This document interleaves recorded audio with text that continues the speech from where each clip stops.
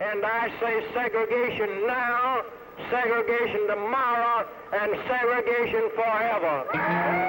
To Alabama Governor George Wallace, the continuation of segregation was a solemn promise. To Martin Luther King, it was a scourge he vowed to overcome. In the city of Birmingham, the Reverend Fred Shuttlesworth, whose church and home had been bombed because of his activism, began a campaign to integrate the downtown shopping district. King joined him in March of 1963. They both expected an extreme response from Public Safety Commissioner, segregationist Eugene Bull Connor. One of the good fortunes of the civil rights movements were its enemies. Where could you find a better enemy than Bull Connor of Birmingham? King submitted to arrest on April 12th, Good Friday, to draw maximum press coverage. Attorney General Robert Kennedy had asked King to avoid confrontations with police, wanting to pursue civil rights gains through the courts, not the streets.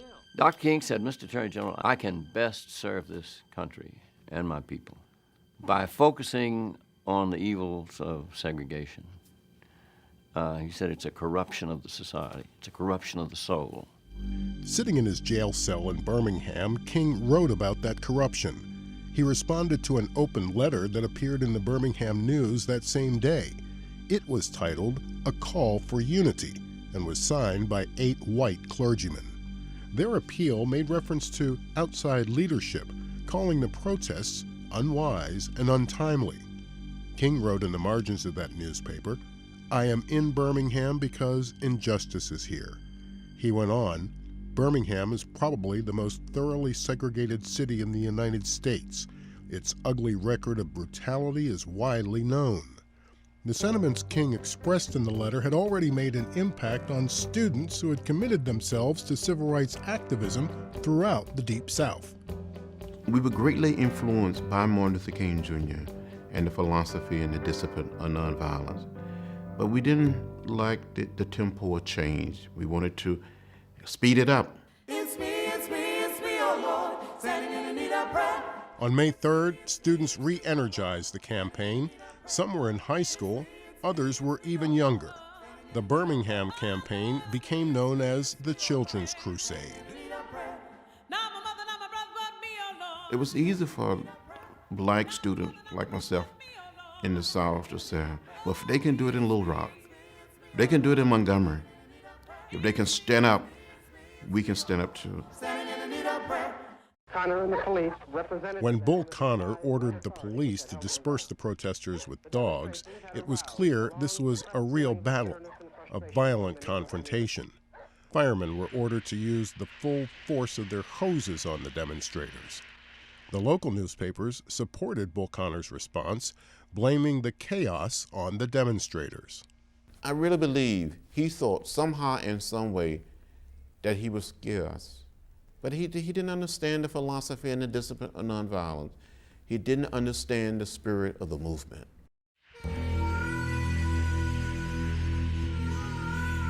Television and newspaper reports captured the brutality in Birmingham and showed it to the whole nation. Outside the region, it was shocking. It was horrifying. It was unacceptable. It brought the civil rights movement into people's homes, with many American families watching the 6 o'clock news in such a way that it simply just couldn't be ignored. In just a week, the demonstrators' nonviolent response created a public outcry that Birmingham could not dismiss. On May 10th, symbols of segregation, like separate water fountains, became relics as city leaders signed the Birmingham Truce. In addition, a plan was agreed upon to desegregate lunch counters. This was the kind of meaningful negotiation Martin Luther King had called for in his letter. We know through painful experience that freedom is never voluntarily given by the oppressor. It must be demanded by the oppressed. Frankly, I have yet to engage in a direct action campaign that was well-timed in the view of those who have not suffered unduly from the disease of segregation. For years now, I've heard the word wait. It rings in the ear of every Negro with piercing familiarity. This wait has almost always meant never. We must come to see, with one of our distinguished jurists, that justice too long delayed is justice denied. These words had inspired citizens young and old to take direct action in the streets of Birmingham. The letter was soon published in newspapers and magazines, and its power was undeniable. King had gone to Birmingham to fight injustice. In the end, his most powerful weapon was the letter he wrote from the confines of a jail cell.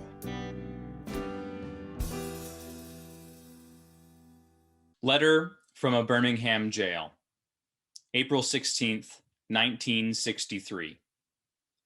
My dear fellow clergymen, while confined here in the Birmingham City Jail, I came across your recent statement calling my present activities unwise and untimely. Seldom do I pause to answer criticism of my work and ideas.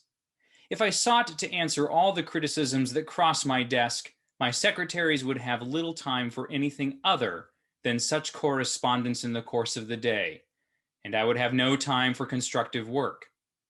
But since I feel that you are men of genuine goodwill and that your criticisms are sincerely set forth, I want to try to answer your statement in what I hope will be patient and reasonable terms.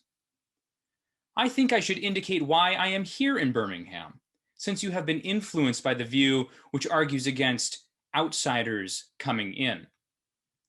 I have the honor of serving as president of the Southern Christian Leadership Conference, an organization operating in every southern state, with headquarters in Atlanta, Georgia. We have some 85 affiliate organizations across the South, and one of them is the Alabama Christian Movement for Human Rights. Frequently, we share staff, educational and financial resources with our affiliates. Several months ago, the affiliate here in Birmingham asked us to be on call to engage in a nonviolent direct action program if such were deemed necessary. We readily consented, and when the hour came, we lived up to our promise. So I, along with several members of my staff, am here because I was invited here. I am here because I have organizational ties here.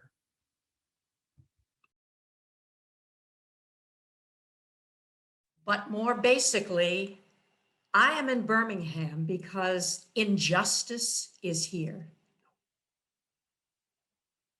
Just as the prophets of the 8th century BC left their villages and carried their "Thus saith the Lord" far beyond the boundaries of their hometowns, and just as the Apostle Paul left his village of Tarsus and carried the gospel of Jesus Christ to the far corners of the Greco-Roman world, so am I compelled to carry the gospel of freedom beyond my own hometown. Like Paul, I must constantly respond to the Macedonian call for aid. Moreover, I am cognizant of the interrelatedness of all communities and states. I cannot sit idly by in Atlanta and not be concerned about what happens in Birmingham. Injustice anywhere is a threat to justice everywhere. We are caught in an inescapable network of mutuality, tied in a single garment of destiny.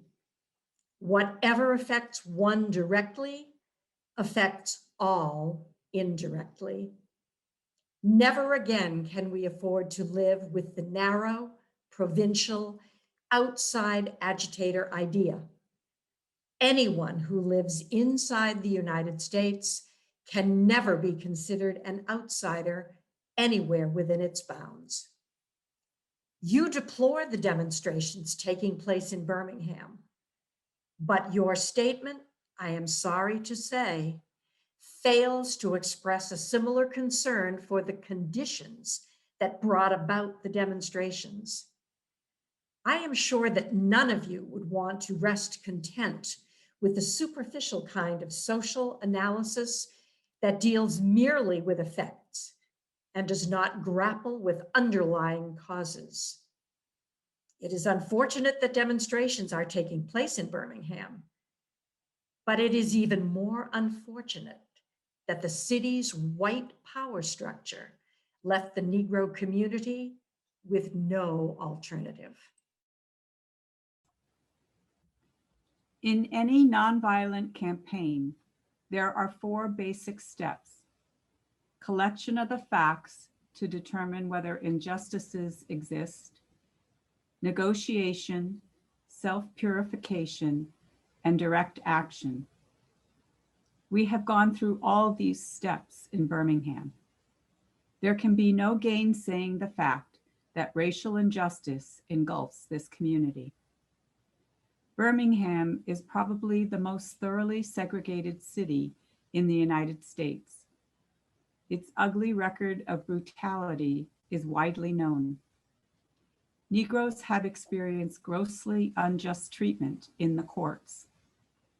There have been more unsolved bombings of Negro homes and churches in Birmingham than in any other city in the nation.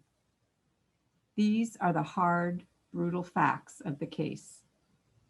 On the basis of these conditions, Negro leaders sought to negotiate with the city fathers, but the latter consistently refused to engage in good faith negotiation. Then, last September, came the opportunity to talk with leaders of Birmingham's economic community. In the course of the negotiations, certain promises were made by the merchants. For example, to remove the store's humiliating racial signs.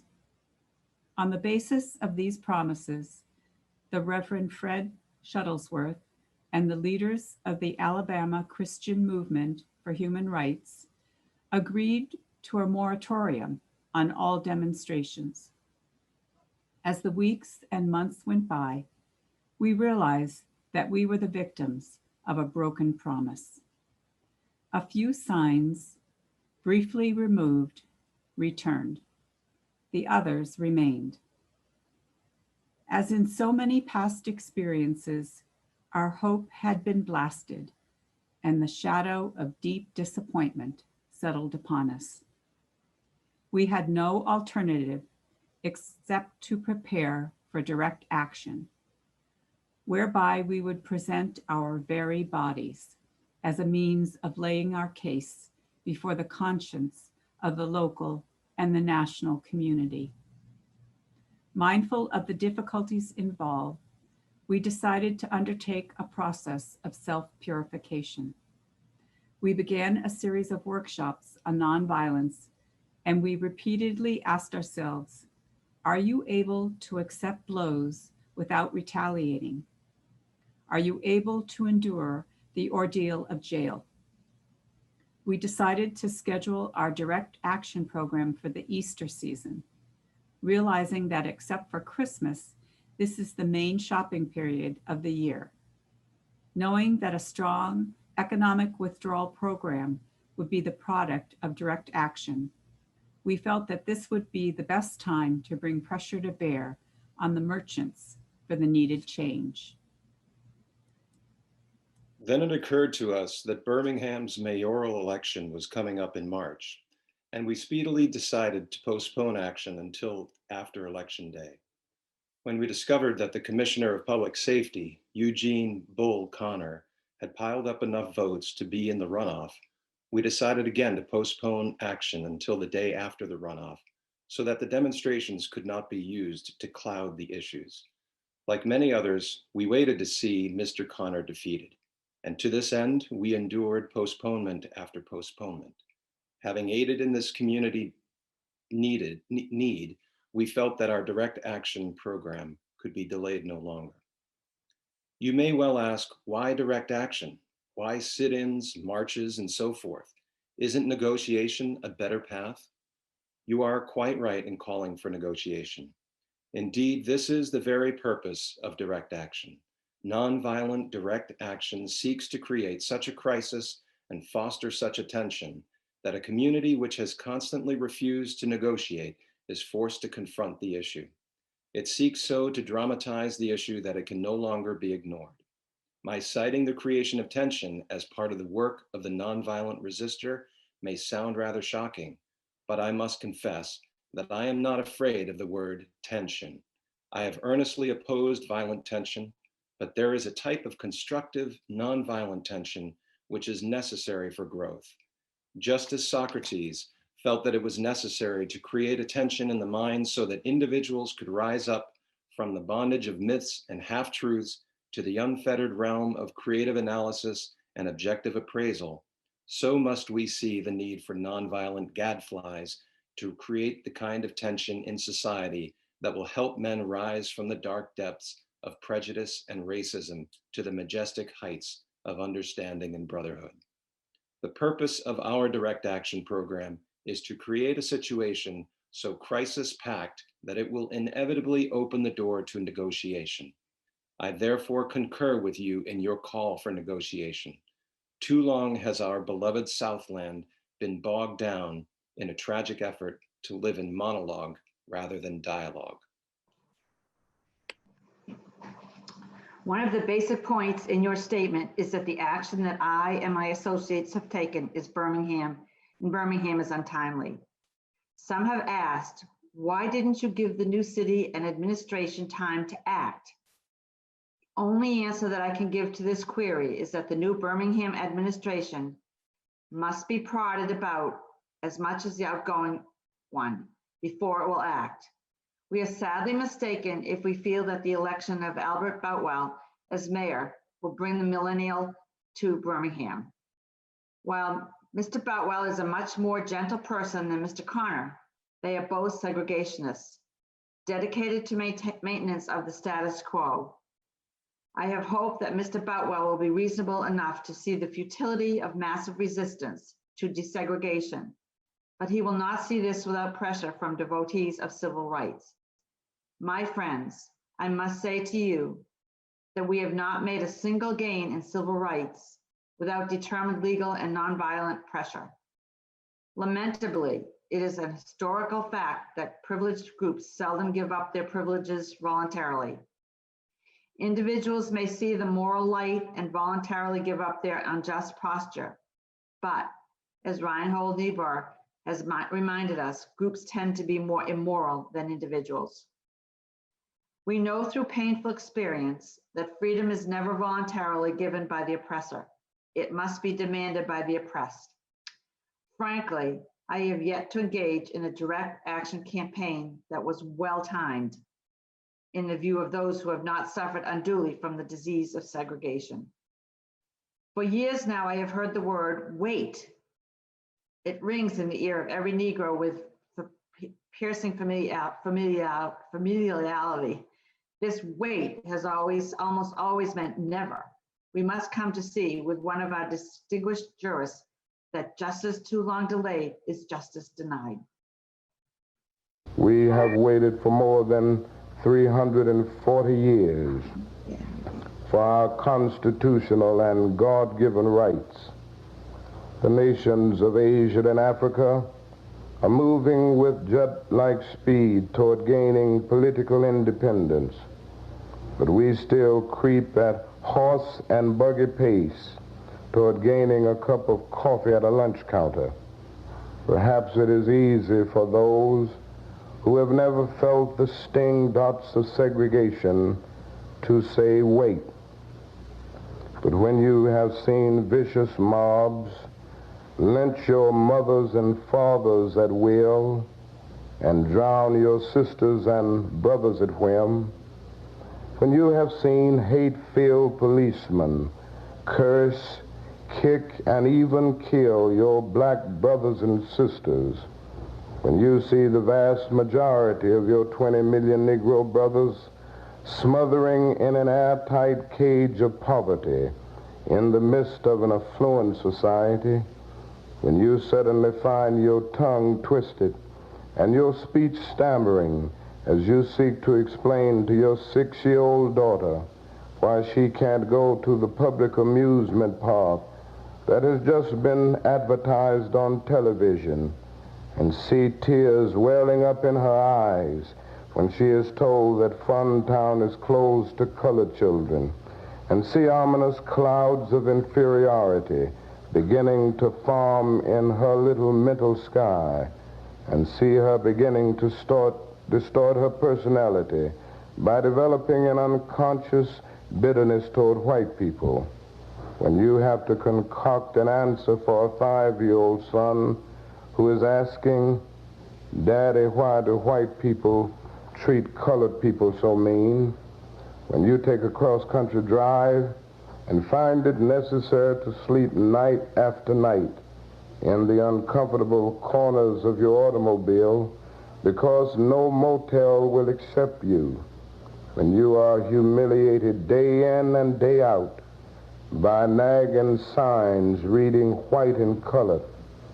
When your first name becomes nigger, your middle name becomes boy, however old you are, and your last name becomes John, and your wife and mother are never given the respected title Mrs. When you are harried by day and haunted by night by the fact that you are a Negro, living constantly at tiptoe stance, never quite knowing what to expect next, and are plagued with inner fears and outer resentments. When you are forever fighting a degrading and degenerating sense of nobodiness, then you will understand why we find it difficult to wait. There comes a time when the cup of endurance runs over, and men are no longer willing to be plunged into the abyss of despair. I hope, sirs, you can understand our legitimate and unavoidable impatience. You express a great deal of anxiety over our willingness to break laws. This is certainly a legitimate concern, since we so diligently urge people to obey the Supreme Court's decision of 1954 outlawing segregation in the public schools. At first glance, it may seem rather paradoxical for us consciously to break laws. One may well ask, how can you advocate breaking some laws and obeying others? The answer lies in the fact that there are two types of laws, just and unjust. I would be the first to advocate obeying just laws. One has not only a legal but a moral responsibility to obey just laws. Conversely, one has a moral responsibility to disobey unjust laws. I would agree with St. Augustine that an unjust law is no law at all. Now, what is the difference between the two? How does one determine whether a law is just or unjust? A just law is a man-made code that squares with the moral law or the law of God. An unjust law is a code that is out of harmony with the moral law. To put it in the terms of St. Thomas Aquinas, an unjust law is a human law that is not rooted in eternal law and natural law. Any law that uplifts human personality is just. Any law that degrades human personality is unjust. All segregation statutes are unjust because segregation distorts the soul and damages the personality. It gives the segregator a false sense of superiority and the segregated a false sense of inferiority. Segregation, to use the terminology of the Jewish philosopher Martin Buber, substitutes an I-it relationship for an I-thou relationship and ends up relegating persons to the status of things. Hence, segregation is not only politically, economically, and sociologically unsound, it is morally wrong and sinful. Paul Tillich has said that sin is separation. Is not segregation an existential expression of man's tragic separation, his awful estrangement, his terrible sinfulness? Thus it is that I can urge men to obey the 1954 decision of the Supreme Court, for it is morally right, and I can urge them to disobey segregation ordinance, for they are morally wrong. Let us consider a more concrete example of just and unjust laws. An unjust law is a code that a numerical or power majority group compels a minority group to obey, but does not make binding on itself. This is difference made legal. By the same token, A just law is a code that a majority compels a minority to follow and that is willing to follow itself. This is sameness made legal. Let me give another explanation. A law is unjust if it is inflicted on a minority that, as a result of being denied the right to vote, had no part in enacting or devising the law. Who can say that the legislature of Alabama, which sets up that state segregation laws, was democratically elected? Throughout Alabama, all sorts of devious methods are used to prevent Negroes from becoming registered voters. And there are some counties in which, even though Negroes constitute a majority of the population, not a single Negro is registered. Can any law enacted under such circumstances be considered democratically structured? Sometimes a law is just on its face and unjust in its application. For instance, I've been arrested on a charge of parading without a permit. Now, there's nothing wrong in having an ordinance which requires a permit for a parade, but such an ordinance becomes unjust when it is used to maintain segregation and to deny citizens the First Amendment privilege of peaceful assembly and protest. I hope you are able to see the distinction I am trying to point out. In no sense do I advocate evading or defying the law, as would the rabid segregationist. That would lead to anarchy. One who breaks an unjust law must do so openly, lovingly, and with a willingness to accept the penalty. I submit that an individual who breaks a law that conscience tells him is unjust and who willingly accepts the penalty of imprisonment in order to arouse the conscience of the community over the injustice is in reality expressing the highest respect for the law. Of course, there is nothing new about this kind of civil disobedience. It was evidenced sublimely in the refusal of Shadrach, Meshach, and Abednego to obey the laws of Nebuchadnezzar on the ground that a higher moral law was at stake. It was practiced superbly by the early Christians who were willing to face hungry lions in the excruciating pain of chopping blocks rather than submit to certain unjust laws of the Roman Empire. To a degree, academic freedom is a reality today because Socrates practiced civil disobedience. In our own nation, the Boston Tea Party represented a massive act of civil disobedience.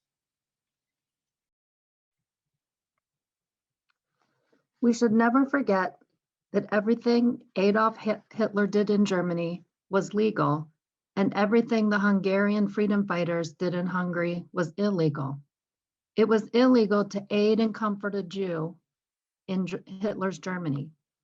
Even so, I am sure that had I lived in Germany at the time, I would have aided and comforted my Jewish brothers.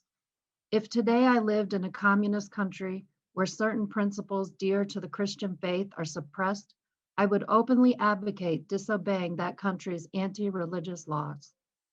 I must make two honest confessions to you, my Christian and Jewish brothers. First, I must confess that over the past few years, I have been gravely disappointed with the white moderate. I have almost reached the regrettable conclusion that the Negro's great stumbling block in his stride toward freedom is not the white citizens counselor or the Ku Klux Klanner, but the white moderate who is more devoted to order than to justice, who prefers a negative peace, which is the absence of tension, to a positive peace, which is the presence of justice, who constantly says, I agree with you in the goal you seek, but I cannot agree with your methods of direct action, who paternalistically believes he can set the timetable for another man's freedom, who lives by a mythical concept of time, and who constantly advises the Negro to wait for a more convenient season. Shallow understanding from people of goodwill is more frustrating than absolute misunderstanding from people of ill will. Lukewarm acceptance is much more bewildering than outright rejection. I had hoped that the white moderate would understand that law and order exist for the purpose of establishing justice, and that when they fail in this purpose, they become the dangerously structured dams that block the flow of social progress.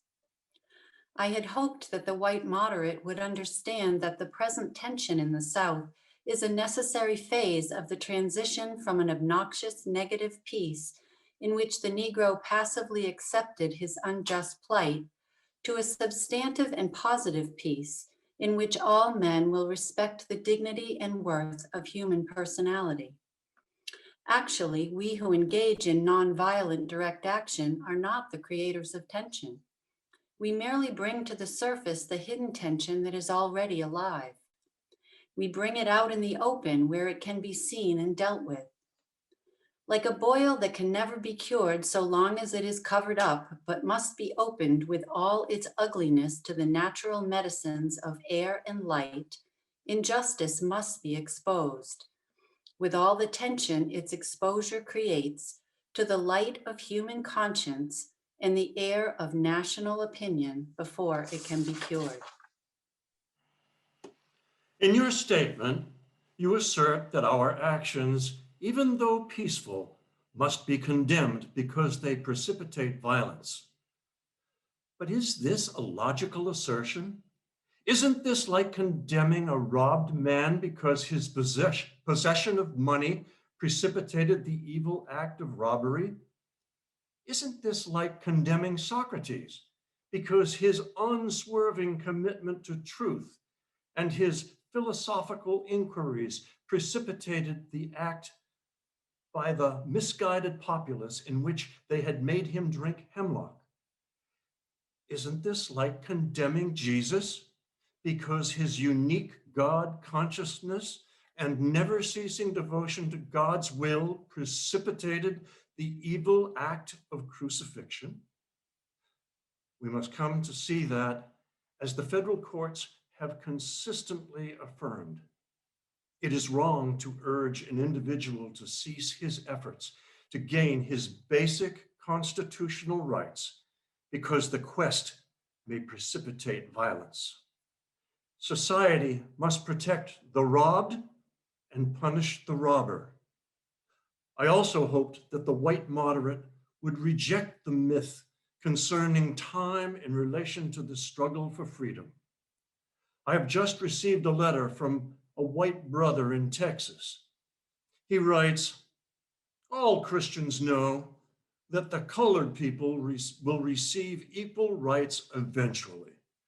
But it is possible that you are in too great a religious hurry. It has taken Christianity almost 2,000 years to accomplish what it has. The teachings of Christ take time to come to earth." Such an attitude stems from a tragic misconception of time, from the strangely irrational notion that there is something in the very flow of time that will eventually cure all ills. Actually, time itself is neutral. It can be used either destructively or constructively. More and more, I feel that people of ill will have used time much more effectively than the people of goodwill. We have to repent in this generation, not merely for the hateful words and actions of the bad people, but for the appalling silence of the good people. Human progress never rolls in on wheels of inevitability. It comes through the tireless efforts of men willing to be co-workers with God.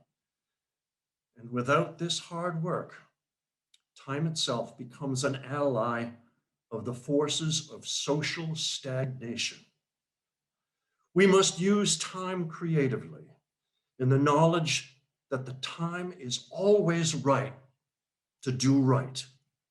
Now is the time to make real the promise of democracy and transform our pending national elegy into a creative psalm of brotherhood. Now is the time to lift our national policy from the quicksand of racial injustice to the solid rock of human dignity. You speak of our activity in Birmingham as extreme. At first, I was rather disappointed that fellow clergymen would see my nonviolent efforts as those of an extremist. I began thinking about the fact that I stand in the middle of two opposing forces in the Negro community. One is the force of complacency, made up in part of Negroes who, as a result of long years of oppression, are so drained of self-respect and a sense of somebodyness that they have adjusted to segregation, and in part of a few middle-class Negroes who, because of a degree of academic and economic security, and because in some ways they profit by segregation, have become insensitive to the problems of the masses. The other force is one of bitterness and hatred, and it comes perilously close to advocating violence. It is expressed in the various Black nationalist groups that are springing up across the nation, the largest and best known being Elijah Muhammad's Muslim movement. Nourished by the Negro's frustration over the continued existence of racial discrimination, this movement is made up of people who have lost faith in America, who have absolutely repudiated Christianity, and have concluded that the white man is an incorrigible devil. I have tried to stand between these two forces, saying that we emulate neither the do-nothingness of the complacent nor the hatred and despair of the Black nationalists. For there is a more excellent way of love and nonviolent protest. I am grateful to God that, through the influence of the Negro Church, the way of nonviolence became an integral part of our struggle. If this philosophy had not emerged, by now many streets of the South would, I am convinced, be flowing with blood. And I am further convinced that if our white brothers dismiss as rabble-rousers and outside agitators those of us who employ nonviolent direct action, and that they refuse to support our nonviolent efforts, millions of Negroes will, out of frustration and despair, seek solace and security in Black nationalist ideologies, a development that would inevitably lead to frightening racial nightmare. Oppressed people cannot remain oppressed forever. The yearning for freedom eventually manifests itself, and that is what has happened to the American Negro. Something within has reminded him of his birthright of freedom, and something without has reminded him that it can be gained. Consciously or unconsciously, he has been caught up by the zeitgeist, and with his Black brothers of Africa and his brown and yellow brothers of Asia, South America, and the Caribbean, the United States Negro is moving with a sense of great urgency toward the promised land of racial justice. If one recognizes this vital urge that has engulfed the Negro community, one should readily understand why public demonstrations are taking place. The Negro has many pent-up resentments and latent frustrations, and he must release them. So let him march. Let him make prayer pilgrimages to the City Hall. Let him go on freedom rides and try to understand why he must do so. If his repressed emotions are not released in nonviolent ways, they will seek expression through violence. This is not a threat, but a fact of history. So I have not said to my people, get rid of your discontent. Rather, I have tried to say that this normal and healthy discontent can be channeled into the creative outlet of nonviolent direct action. And now this approach is being termed extremist. But though I was initially disappointed at being categorized as an extremist, as I continued to think about the matter, I gradually gained a measure of satisfaction with the label. Was not Jesus an extremist for love? Love your enemies, bless them that curse you, do good to them that hate you, and pray for them which despitefully use you and persecute you. Was not Amos an extremist for justice? Let justice roll down like waters and righteousness like an ever-flowing stream. Was not Paul an extremist for the Christian gospel? I bear in my body the marks of the Lord Jesus. Was not Martin Luther an extremist? Here I stand, I cannot do otherwise, so help me God. And John Bunyan, I will stay in jail to the end of my days before I make a butchery of my conscience. And Abraham Lincoln, this nation cannot survive half slave and half free. And Thomas Jefferson, we hold these truths to be self-evident, that all men are created equal. So the question is not whether we will be extremists, but what kind of extremists we will be. Will we be extremists for hate or for love? Will we be extremists for the preservation of injustice or for the extension of justice? In that dramatic scene on Calvary's Hill, 3 men were crucified. We must never forget that all 3 were crucified for the same crime, the crime of extremism. 2 were extremists for immorality, and thus fell below their environment.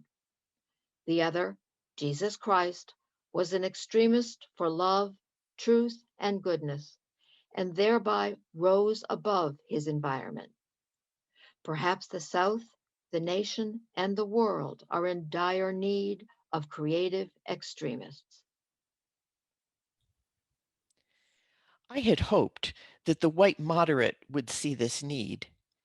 Perhaps I was too optimistic.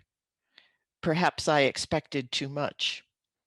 I suppose I should have realized that few members of the oppressor race can understand the deep groans and passionate yearnings of the oppressed race, and still fewer have the vision to see that injustice must be rooted out by strong, persistent, and determined action.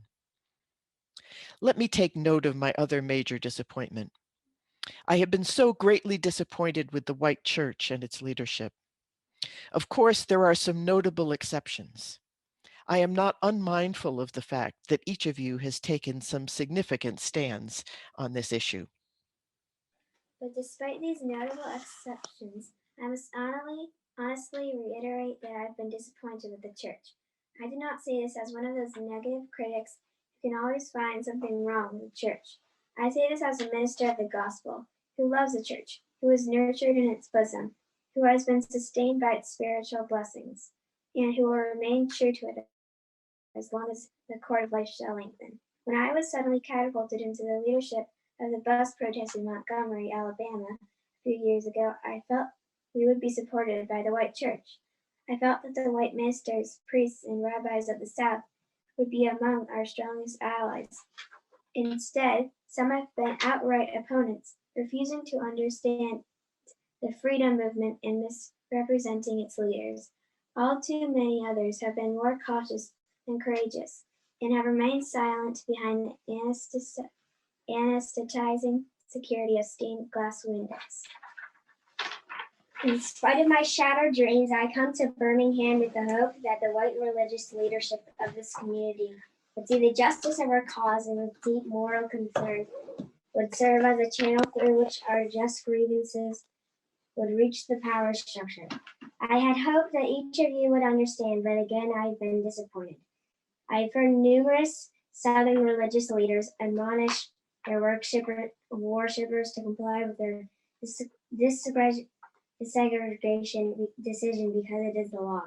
But I have longed to hear white ministers declare, follow this decree because integration is morally right and because the Negro is your brother.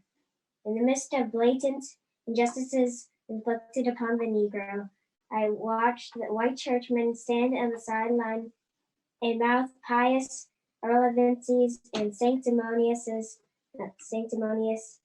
trivialities in the midst of a mighty struggle to rid our nation of racial and economic injustice. I've heard many ministers say these are the social issues with which the gospel has no real concern, and I've watched many churches commit themselves to a completely otherworld religion, which makes a strange unbiblical distinction between body and soul, between the sacred and the secular. I have traveled the length and breadth of Alabama, Mississippi, and all the other southern states. On sweltering summer days and crisp autumn mornings, I have looked at the South's beautiful churches with their lofty spires pointing heavenward. I have beheld the impressive outlines of her massive religious education buildings. Over and over, I have found myself asking, what kind of people worship here? Who is their God? Where were their voices when the lips of Governor Barnett dripped with words of interposition and nullification? Where were they when Governor Wallace gave a clarion call for defiance and hatred? Where were their voices of support when bruised and weary Negro men and women decided to rise from the dark dungeons of complacency to the bright hills of creative protest? Yes, these questions are still in my mind. In deep disappointment, I have wept over the laxity of the church. But be assured that my tears have been tears of love. There can be no disappointment where there is not deep love. Yes, I love the church. How could I do otherwise? I am in the rather unique position of being the son, the grandson, and the great-grandson of preachers. Yes, I see the church as the body of Christ. But oh, how we have blemished and scarred that body through social neglect and through the fear of being nonconformists. There was a time when the church was very powerful, in the time when the early Christians rejoiced at being deemed worthy to suffer for what they believed. In those days, the church was not merely a thermometer that recorded the ideas and principles of popular opinion. It was a thermostat that transformed the mores of society. Whenever the early Christians entered a town, the people in power became disturbed and immediately sought to convict the Christians for being disturbers of the peace and outside agitators. But the Christians pressed on in the conviction that they were a colony of heaven, called to obey God rather than man. Small in number, they were big in commitment. They were too God intoxicated to be astronomically intimidated. By their effort and example, they brought an end to such ancient evils as infanticide and gladiatorial contests. Things are different now. So often the contemporary church is a weak, ineffectual voice with an uncertain sound. So often it is an arch defender of the status quo.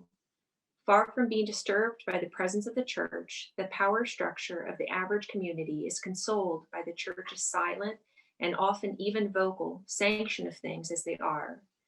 But the judgment of God is upon the church as never before. If today's church does not recapture the sacrificial spirit of the early church, it will lose its authenticity, forfeit the loyalty of millions, and be dismissed as an irrelevant social club with no meaning for the 20th century. Every day I meet young people whose disappointment with the church has turned into outright disgust. Perhaps I have once again been too optimistic. Is organized religion too inextricably bound to the status quo to save our nation and the world? Perhaps I must turn my faith to the inner spiritual church, the church within the church, as the true ecclesia and the hope of the world. But again, I'm thankful to God that some noble souls from the ranks of organized religion have broken loose from the paralyzing chains of conformity and joined us as active partners in the struggle for freedom. They've left their secure congregations and walked the streets of Albany, Georgia with us. They've gone down the highways of the South on torturous rides for freedom. Yes, they've gone to jail with us. Some have been dismissed from their churches, have lost the support of their bishops and fellow ministers. But they have acted in the faith that right defeated is stronger than evil triumphant. Their witness has been the spiritual salt that has preserved the true meaning of the gospel in these troubled times. They've carved a tunnel of hope through the dark mountain of disappointment. I hope the church as a whole will meet the challenge of this decisive hour.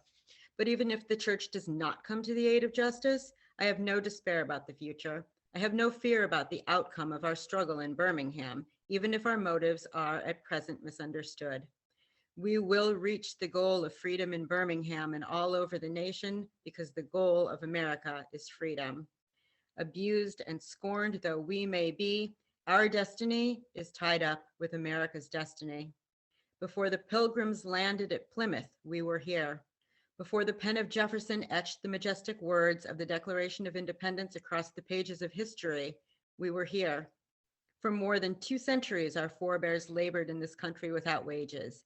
They made cotton king. They built the homes of their masters while suffering gross injustice and shameful humiliation. And yet, out of a bottomless vitality, they continued to thrive and develop. If the inexpressible cruelties of slavery could not stop us, the opposition we now face will surely fail.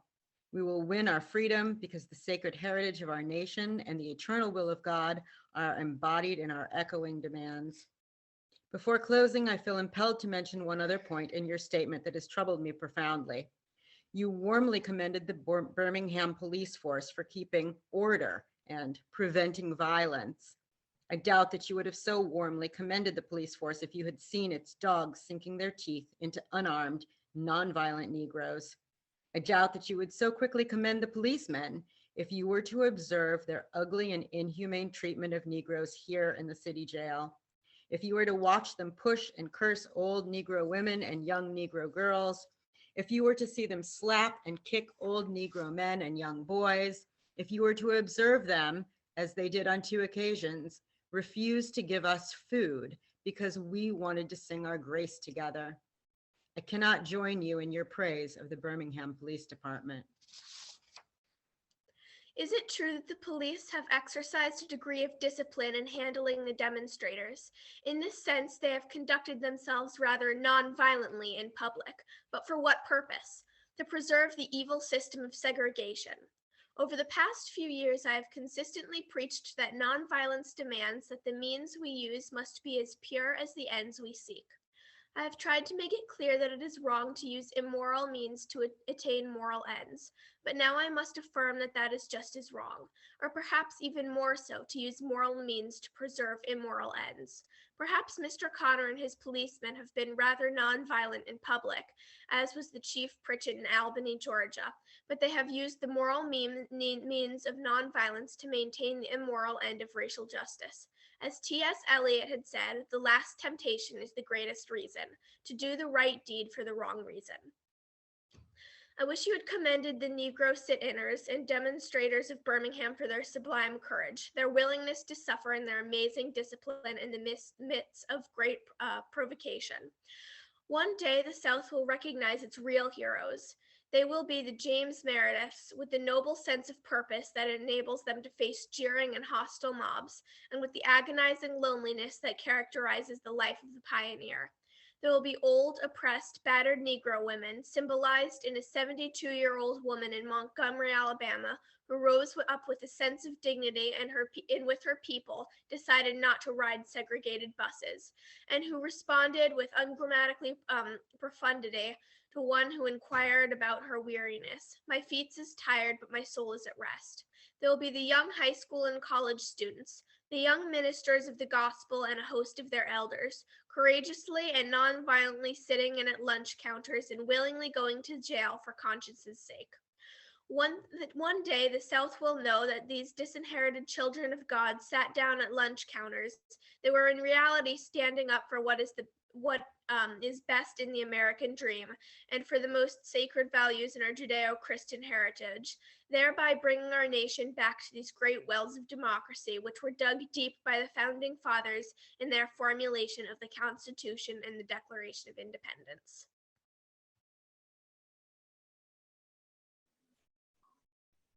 Never before have I written so long a letter. I'm afraid it is much too long to take your precious time. I can assure you that it would have been much shorter if I had been writing from a comfortable desk. But what else can one do when he is alone in a narrow jail cell, other than write long letters, think long thoughts, and pray long prayers?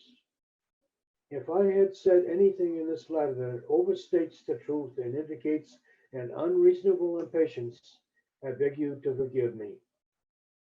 If I had said anything that understates the truth and indicates my having a patience that allows me to settle for anything less than brotherhood, I beg God forgive me. I hope this letter finds you strong in the faith. I also hope that circumstances will soon make it possible for me to meet each of you, not as an integrationist or a civil rights leader, but as a fellow clergyman and a Christian brother. Let us all hope that the dark clouds of racial prejudice will soon pass away and the deep fog of misunderstanding will be lifted from our fear-drenched communities. And in some not too distant tomorrow, the radiant stars of love and brotherhood will shine over our great nation with all its scintillating beauty. Yours for the cause of peace and brotherhood, Martin Luther King, Jr.